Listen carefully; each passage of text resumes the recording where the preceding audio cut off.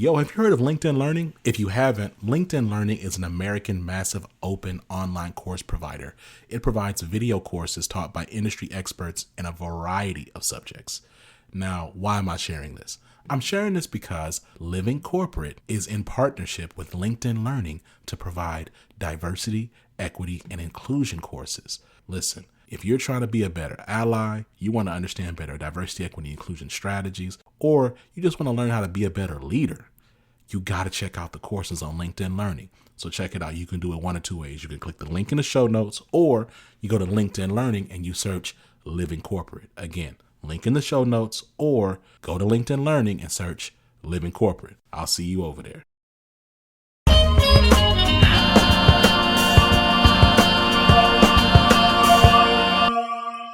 Living Corporate is a digital media network consultancy focused on workplace equity and inclusion.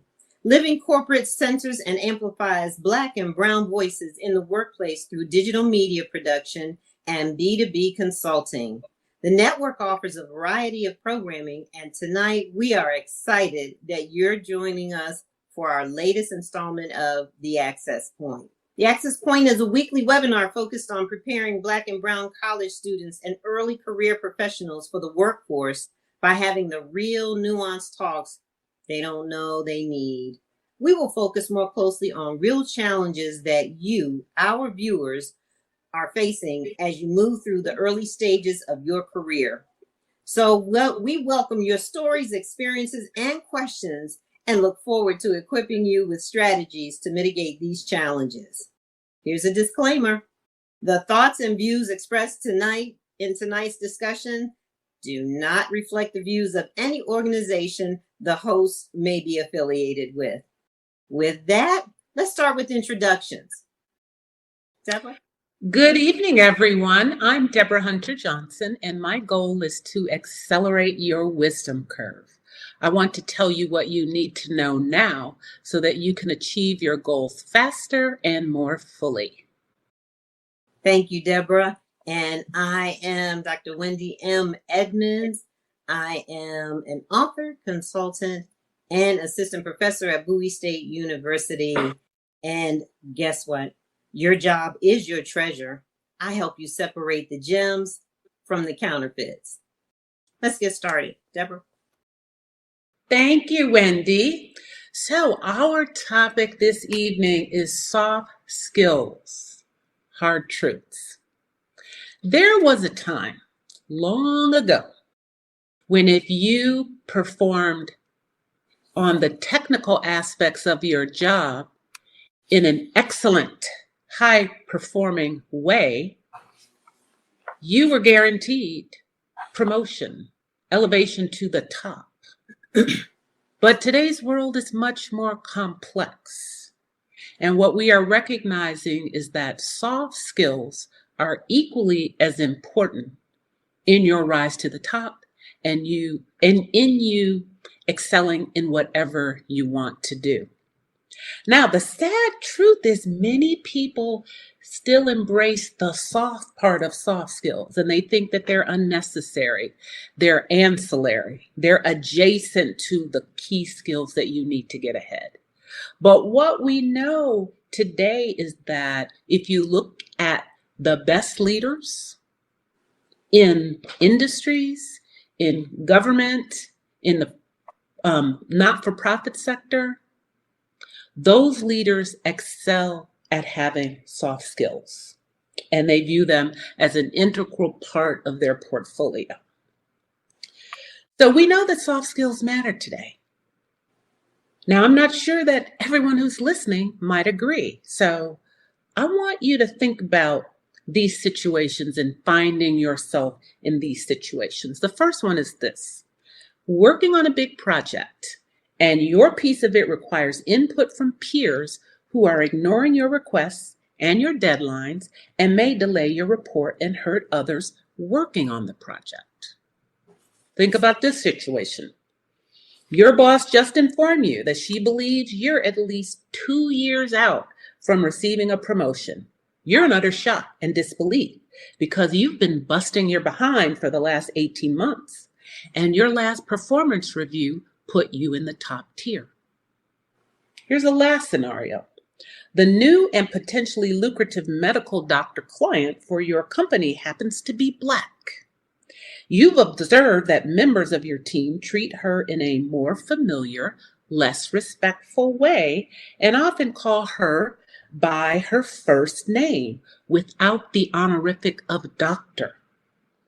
And you've begun to notice that she has noticed. Now, I will tell you, in all three of these situations, technical skills will not help you navigate through it. It's going to be the soft skills. And if you look at our news cycles lately, increasingly the failures that we see in leadership are generally the result of some sort of soft skill breakdown. Wendy, would you agree with that statement? I do. I absolutely do. Now, in the same manner, there are specific soft skills needed by leaders.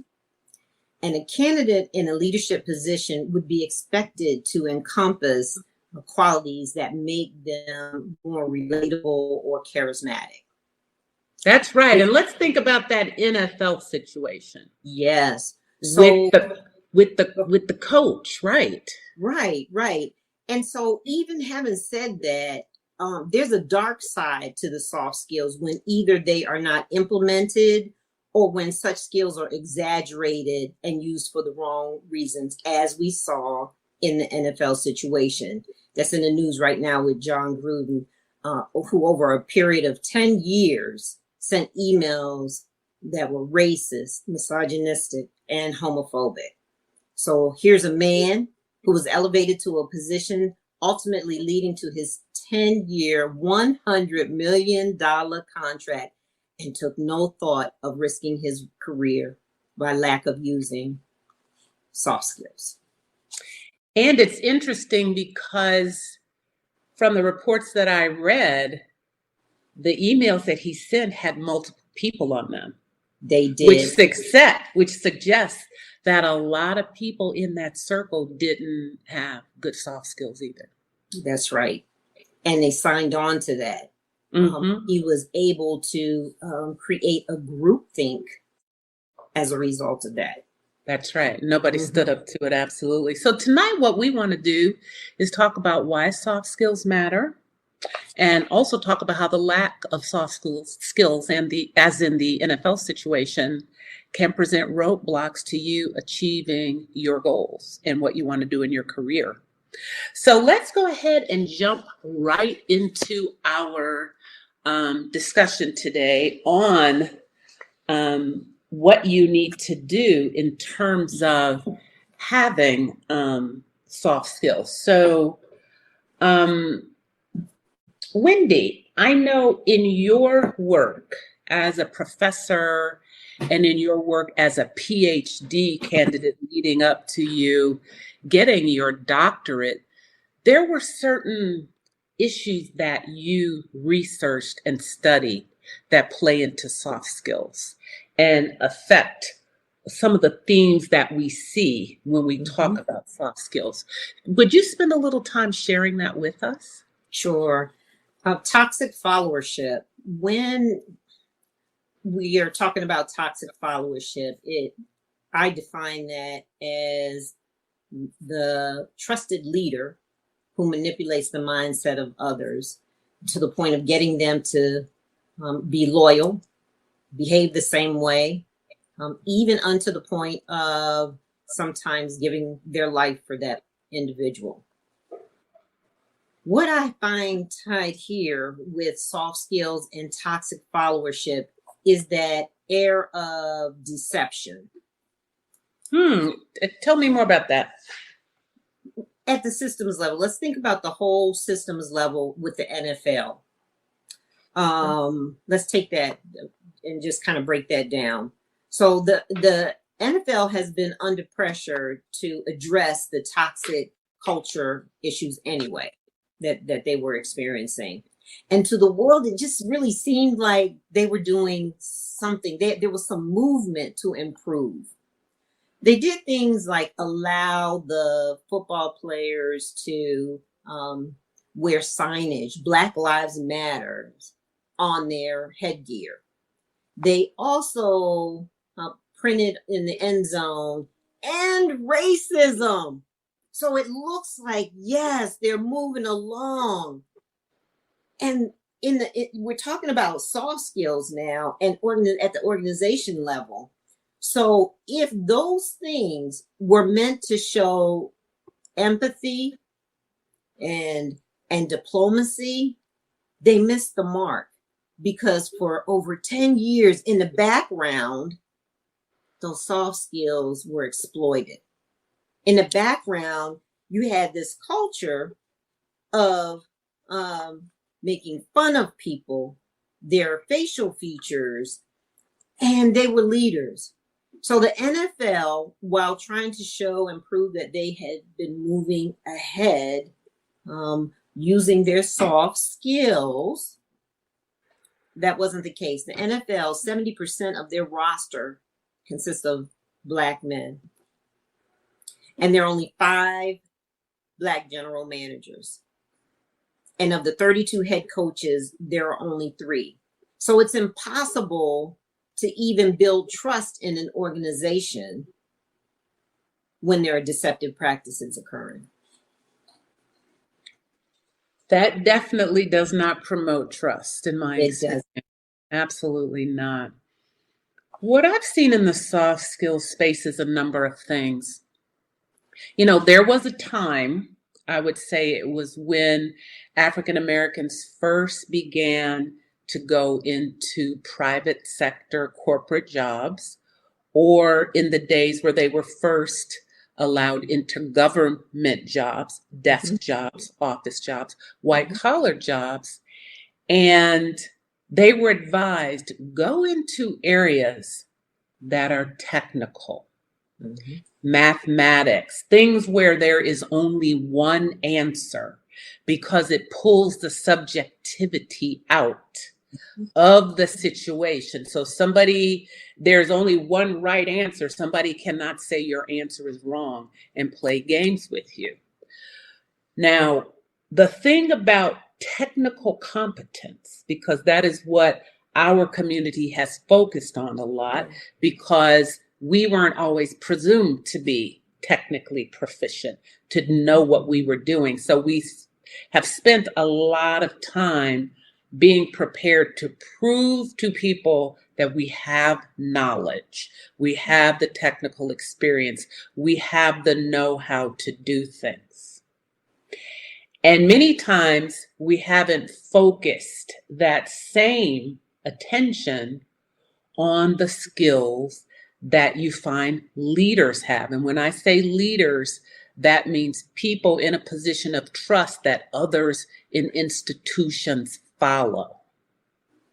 Because nobody follows technical skills and experience. They may come ask you a question and they'll do the Vulcan mind meld to try to suck all your knowledge out of you, but they do not follow that. As you said, Wendy, they follow charismatic people, people who are engaging. But to really leverage those innate skills, because you're sort of born charismatic, it's hard to acquire it. You have to tie with that a value system. You have to tie with that strategic skills that are soft. For me, it's how to negotiate, how to team build, how to collaborate, how to listen, to be a good listener. All of those things are very important if you want to lead. And you have to be able to demonstrate it to people so that they can feel it, which means you have to be adept at reading people and figuring out, how can I talk to this person in a way that I can be influential and persuasive to them. And it takes decades to hone those skills. And I find that many folks in underrepresented groups tend to be late to the party and recognizing that those skills are needed to get ahead. And sometimes they feel that the deck is stacked against them, or there's favoritism and other things, when it's really people have built relationships. They focused on how to influence people and how to win people over. And that's what's gotten them, across to the other side. And one of the things that's an impediment for us to be adept at soft skills is this sense of otherism. Because when you are the only one in your workplace, it's harder to build that connection. It takes more time. And so developing successfully soft skills often is a longer proposition for all of us.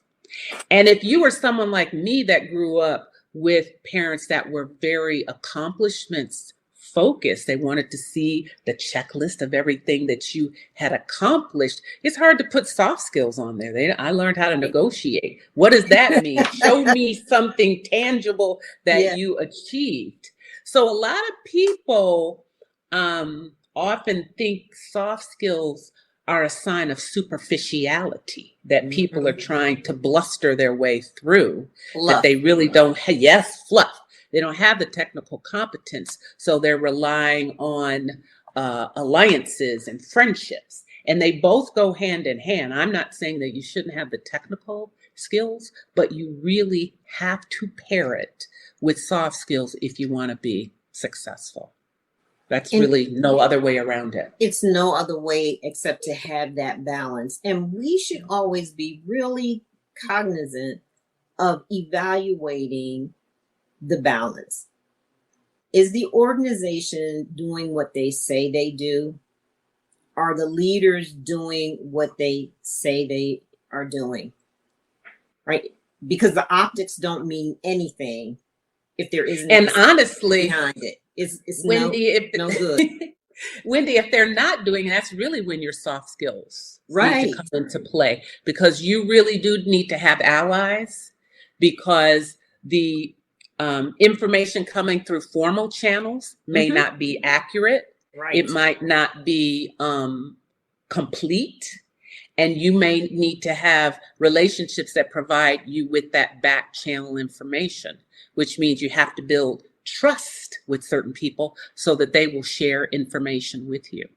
And Absolutely. The reason why leaders are expected, there's an expectancy with them that they encompass some of these qualities and abilities with the soft skills, right? They're expected to build a team, to make it cohesive. This is the expectation. In a toxic situation, if the culture is toxic, like in the case of Rudin, so the company is deceiving everybody, they're not really trying to do anything to end racism.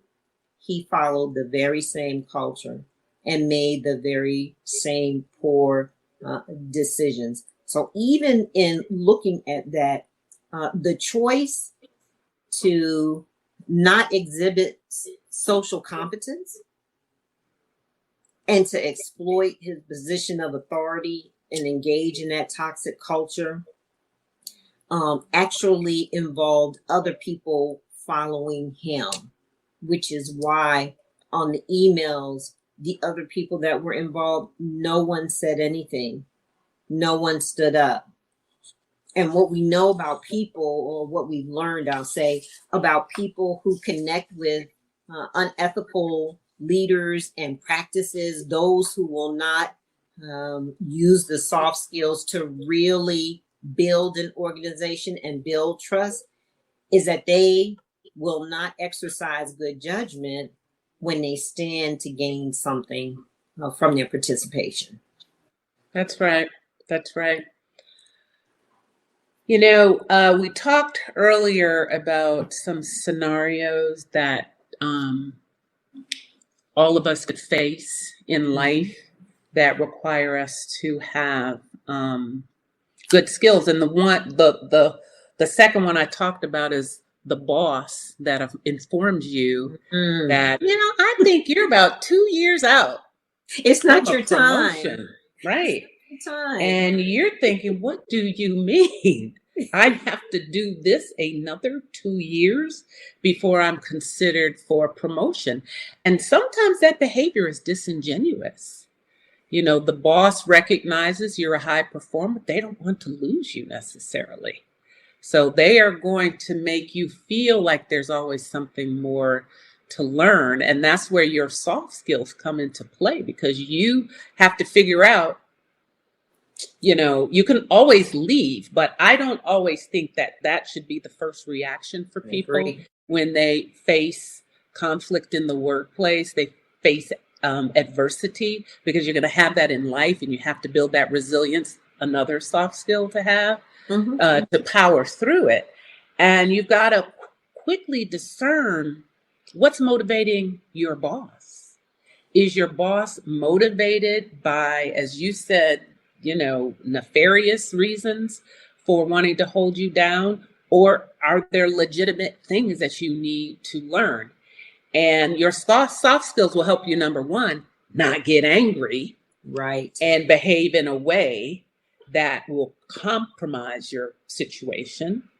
Number two, give you the listening skills and the communication skills to have the crucial conversations, to dissect and diagnose what's going on.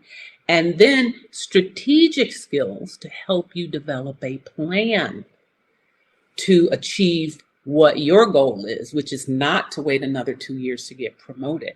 And all of those things are soft skills that come into play in navigating that type of situation. So, Deborah, you know, we often think about negotiating for a promotion, negotiating for the next job. I had a friend that shared with me that she had to negotiate her exit. Absolutely. What skills? Absolutely. I mean, skills. And I mean, as a lawyer, that is very commonplace. That is something that's common to my experience. And some people do it better than others. Yes. Because even a resignation, when you are the one that's deciding to leave, there are some negotiations related to that. Because some people make a decision to leave and they give notice, and then they get outmaneuvered and agree to stay another 2 months until their successor is found. Right. Or they agree to complete a project that would normally take 6 months in 2 weeks, because they've given 2 weeks notice, and all of a sudden they get this laundry list of things that they are required to do before they leave. So exiting is a negotiation, even when you resign, but even more so when the departure may not necessarily be your choice, either a termination or a downsizing. And that's when you have to be adept. And as we talked about last week, that's when you need your board of directors, so your people you can call that can help you navigate through it. And a lot of people, you know, don't think of negotiation as a skill. They just think it's just something, it's conversation. But there actually is a strategy to negotiating. There is planning that goes into it, and all of the things related to patience and listening, influencing, all are soft skills that affect how strongly your negotiating skills develop. So even with learning to interact in different situations, how to diffuse threatening situations, all of those play a role in the workplace. That's right. And the people who are the best at it are the ones who are thoughtful and intentional about it. I mean, there are a few that are born blessed with that patience and that ability to say just the right thing at the right time. Most of us have to work at it and go in being prepared. So look at the other scenario, Wendy. I would like you to kind of weigh in on this one. This was the scenario with the new client who is an MD, a doctor, a female, African American. and she is potentially a big customer for this company. Yet, she is not being treated the same as other customers. People call her by her first name. They don't call her by doctor. They give her less attention. They're not rolling out the red carpet. And you in the workplace see that happening. And you start realizing that she notices it. What soft skills will come into play in that? Because that is a very complex situation. It is, because that's an external client, and you also have your internal colleagues and coworkers that you have to work with. And what comes to mind is just that, not the negotiating skills up front, but building that trust.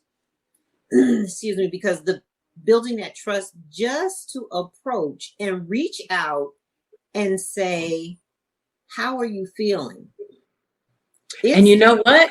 You might also important. have to keep it, you might also have to keep it generic and not say that you notice anything, because that might put you in conflict with your company. Exactly. So it's very delicate balance too. It is. Mm-hmm. Showing that you understand, that you acknowledge what's going on could be a risk.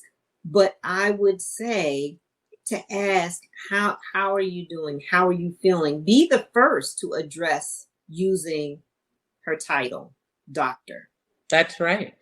Absolutely. These are soft skills that are just kind of understood, right? You don't have to work at that to address someone by their title. And it happens all the time. It happens quite frequently. So I have been in places where they'll come up to me and say, hi, I'm Dr. Ted Johnson. And I say, hi, I'm Dr. Wendy Edmonds. What do I call you? Absolutely. Ask. But you will find, with respect to women and minorities, there is often an unconscious bias there. And then when you have the intersectionality of a woman of color, it triggers for people how they were raised, how they were socialized to treat people who look like that. And many people don't think of a woman of color in an exalted role, even today. Or even respect it. Yes. Not accept it, but even respect it. So in a room where everyone had the same credentials, although I was the only African American in the room, a gentleman came up to me and rushed towards me with a jump drive and said, hi, I'm going to be the second presenter. I want you to tee this up so it'll be ready when it's time for me to present.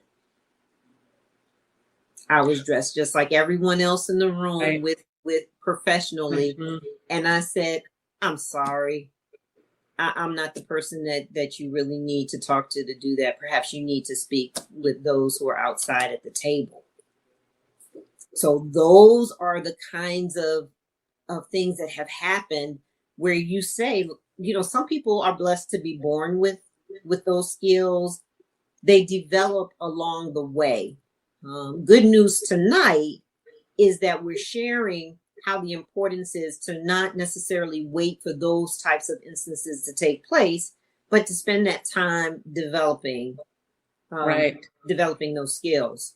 And Wendy, how you responded is a perfect example of utilizing your soft skills, because you didn't get angry.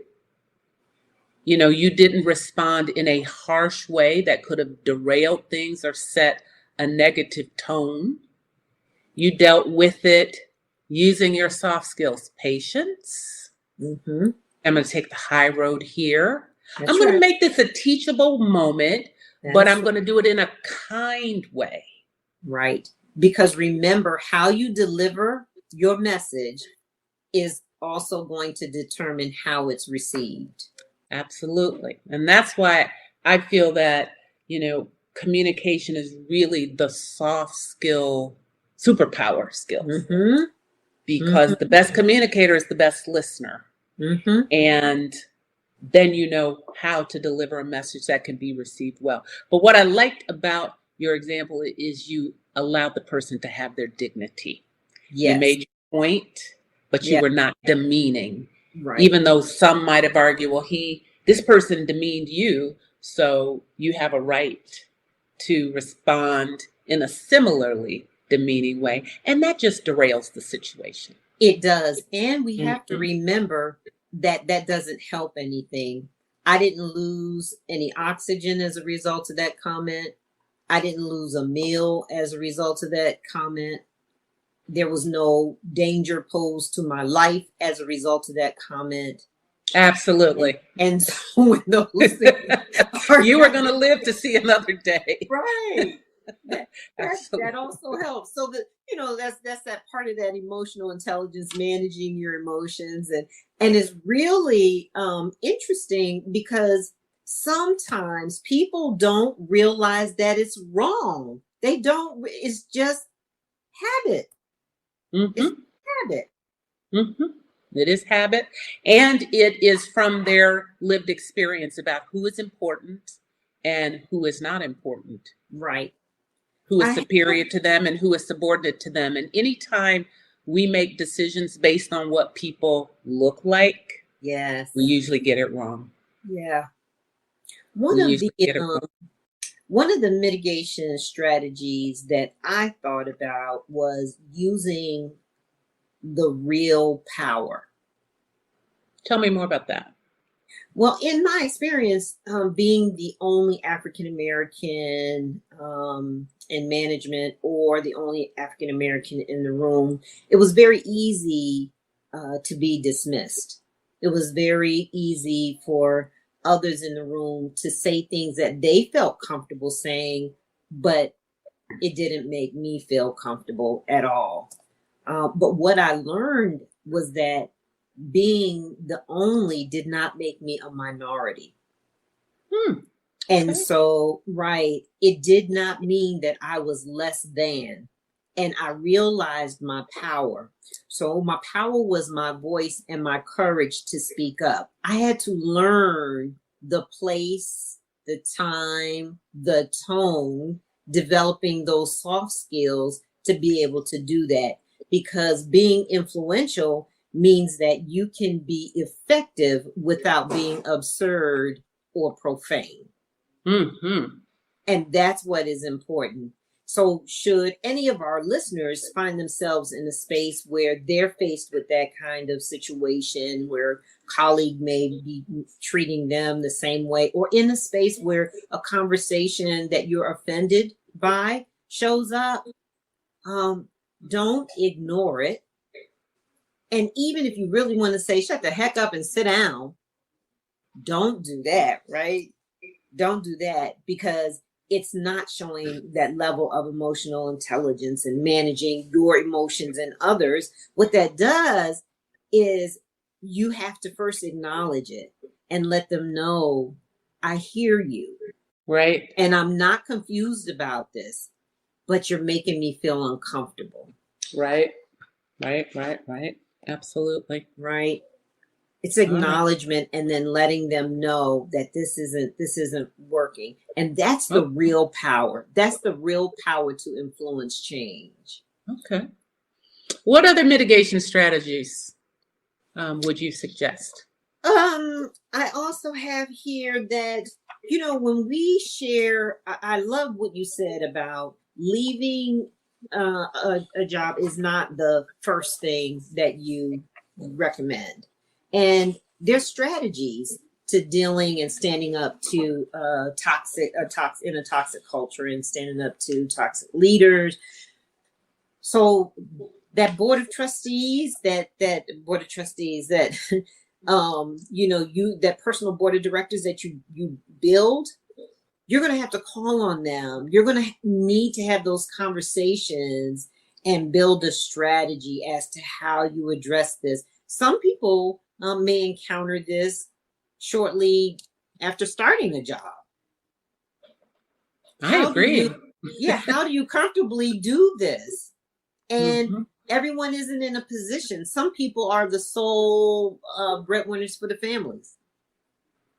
And it's not as easy as I'm going to pack up and leave. So I always say to use that personal board of directors and build a strategy. And then I also say stage your skills. Stage your skills. Okay, So tell if me you more about don't that. know better, you can't do better. So it's easy to assimilate and become a toxic follower. But if you spend that time to develop your communication skills, negotiating skills, and managing your emotions, being collaborative, invest in yourself, and you can do that while having fun. So how does that take place? By volunteering. Mm-hmm. So you play a lot of roles when you volunteer in organizations. You're learning from different positions in the organization how to build those attributes that you're going to need to navigate the workspace. And these skills make it easier to form relationships and create trust and dependability while you're having fun doing that and you're serving a purpose. And then the last thing I would think about is making use of our technology. So we walk around all the time. We have the watches, the cell phones, iPads. We can carry our technology in more than one place at a time. And there are soft skill tools at your fingertips. So there are apps, soft skill apps that are available, and they do everything from giving you articles to management tips on a daily basis, right down to having a place for articles. So That you is have true. There's Linda. a lot of information at your fingertip today. Yeah, lynda.com and LinkedIn. You have Coursera, where there's courses that are free that you can develop. And then you have also the Harvard Business Review, hbr.org, that gives you management tips on a daily basis. So I often say just put those in action. Those are all good tips. When I think about soft skills, there are just so many. And I think someone could feel overwhelmed. Yes. Where do I begin? How do I know what I need to know? I have some unconscious incompetence. I don't know what I don't know. And, I would recommend that you think of it as a progression. Mm-hmm. In your early years of your career, you are really focusing on learning your craft. Mm-hmm. And focusing on the technical piece, because what I don't want anybody to think is you don't have to have the technical prowess. What I'm saying is that that's not the only thing you need to be successful, but you are honing your craft, and you are also observing, Yes. paying attention to the different leadership styles, the effectiveness of the styles, and not just to look vertically upstream at your boss. You need to look at your coworkers and peers and who seems to be doing well and achieving in a righteous way, not the political stab you in the back with a knife, but the people who are actually modeling good things, to see what's successful in workplaces so that you can start thinking about the soft skills that you need to know. Now, as you start getting, 8 to 15 years into your career, people are going to expect you to know how to delegate, because by then you might be managing a team, and you will not get ahead if you're still hoarding all the work and trying to do it yourself. So delegation is going to be a soft skill that you need to have. You need to know how to manage difficult people. And that again goes back to communication, determining what the root cause of the problem is. You need to carry yourself as an experienced, mature person. Your comportment, how you dress, how you carry yourself becomes more and more important, because unfortunately we are still in a society that's very visual. Mm-hmm. First impressions do still matter. So in this world of business casual and being on Zoom in a more relaxed manner, you still need to think about your brand and what image you want to put across. You have to strike the balance of being both aggressive and conciliatory, because there is a role for aggression in the workplace. I don't mean towards people, but in getting the work done, being driven to get the project done, to get the results. Because at the end of the day, you do have to be results oriented. And then as you move farther along in your career, trust is important. You have to recognize that you have to turn the technical work over to someone else. And the companies that fail and the leaders that fail are the ones that are still trying to hold on to doing the work instead of building a team that they trust, that they delegate it to, so that they can focus on the other things, being strategic, partnerships, providing that wisdom, providing that guidance, being the cheerleader that can rally the troops to make sure everybody is feeling good about where they work. And so think of it as a progression. You don't have to have it all on day one, but every time you go into a new leadership role, you should be thinking strategically, okay, what soft skills am I going to need to develop that I didn't need in my last job? There's a book that I like called The First 90 Days. It's by Michael Watkins. And it's a book that I recommend that everybody read when you go into a new leadership role. Now, a lot of it is not telling you things that you may not know or knew, but it's giving it to you in an organized fashion so you don't forget. Because most people who go into a new leadership role fail for one reason. They keep doing what they did in the last job that made them successful. And what you did in your last job will not make you successful in your current role. And this book helps you focus on the things that you need to get early wins, and to focus on the soft skills that you need to build new alliances, to figure out who thought they were supposed to get your job and didn't get it, that may be, in the background trying to cause your demise. All those types of things that you need to focus on in your soft skills. I found that book to be very helpful. The other thing I wanted to talk about in terms of mitigation strategies is identifying your likability areas. We all have reasons why people are drawn to us and like us. Maybe you're the storyteller. Maybe you tell jokes. Maybe you have the dashing hat or the pocket square, or you always have the latest toy or something that draws people to you. Leverage it, because sometimes that creates a common ground, a common topic of conversation that helps build trust in the circles that you're in, so that you have something beyond work to talk about and you start building a connection with people. It is often hard to do that when you're the only woman in the workplace or the only person of color. And sometimes the way to break through that position of being an outsider is to find what's likable about you, what tends to draw people in, and double down on it and leverage it. There's nothing wrong with doing that at all. But I do say something simple, right? It doesn't have to be something really big. No, it's something simple. Yeah. Right. I had a bowl of candy in my office. Yes. So anybody with a sweet tooth would somehow, during the course of the day or the week, make it into my office. Mm-hmm. And then we could talk, laugh about the candy. Mm-hmm. I needed more Hershey Kisses and less Baby Ruth, or more hard candy, less chewing gum. Things, just normal day-to-day things that are shared experiences for all of us to participate in. The other thing that I really want to encourage people to do is to have a life outside of work. Yes. Have you ever had that coworker, all they can talk about is work? That's their life.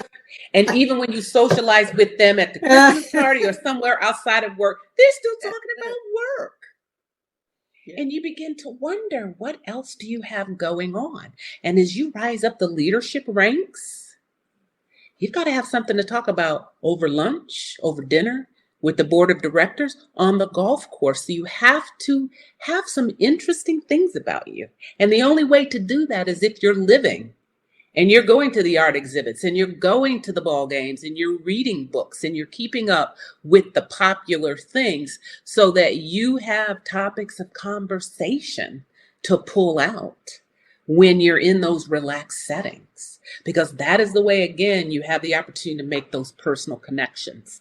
And if you can't do that, you will find people are not going to invite you to those things because they will say you can't represent the company well. You're kind of stiff. You make people uncomfortable because you only talk about work, right? So you really do have to carve out some real life to have experiences, to have things to talk about, to be interesting. And don't make it difficult. It could be as simple as going to the gym together. Ask someone to join you for a walk at break time, or or even to lunch. Yeah, just something simple. Walk to the cafe while I pick up a cup of coffee. Anything like that is going to help and build that networking. And that being the only, that's what helps. And many times when you are the only, it's up to you to do it first. And some people have a problem with that. And you know what I say to people, you've got to think about your goals for your career. Right. I'm not trying to solve world peace or, shape race relations globally in my job. But if I can help break down walls by extending the hand first, I control the situation. That's right. And so there's nothing wrong with that. I don't feel less by being first. Not at all. So we have to think about those things as we're building our career. What are our goals? What soft skills are going to get us there? And what can we get an ancillary benefit by breaking down some barriers and walls in institutions? By having people understand, you know what? Yes, I'm the only one here. Get to know me. I'm interesting. People like me.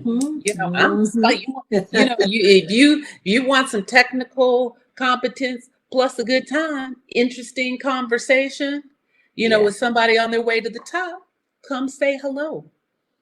And you create that energy and it will help you move things forward. So soft skills, we've given a number of mitigation. I think we're up to number 7. We could probably go all day here, but I don't think we're supposed to do that, Wendy. I think we're supposed to wind things down now. I think we are. And I want to remind everyone of some of the real key takeaways from tonight was use your real power.